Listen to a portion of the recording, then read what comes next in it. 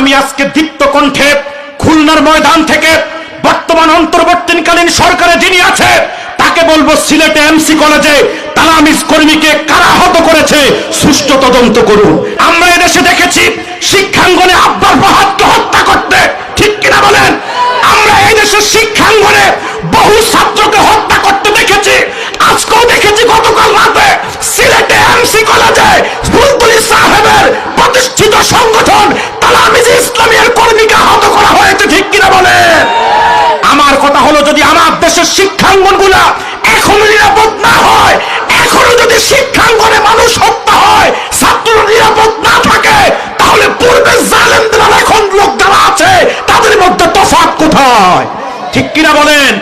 আমি আজকে দীপ্ত কণ্ঠে খুলনার ময়দান থেকে বর্তমান অন্তর্বর্তীকালীন সরকারে যিনি আছে তাকে বলবো, সিলেটে এমসি কলেজে তালামিজ কর্মীকে কারা আহত করেছে সুষ্ঠু তদন্ত করুন।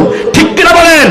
যদি তালামিজ কর্মীর রক্তের বিচার না হয়, তার রক্ত যারা ঝরিয়েছে তাদের বিচার যদি না হয়, খুলনার হাজার হাজার জনতাকে সাক্ষী রেখে বলছি, সিলেট থেকে আরেকটা বিপ্লব তৈরি হবে। ঠিক কিনা বলেন? ফুলতলী সাহেবকে আপনার উত্তরসূরিদের গায়ে হাত দেওয়াকে এদেশের 18 কোটি মুসলমান সৈয়দ আহমদ দল্লবী রুহানী সন্তান আল্লাহ নবীর উত্তরসূরিরা কখনো বরদাস্ত করবে না।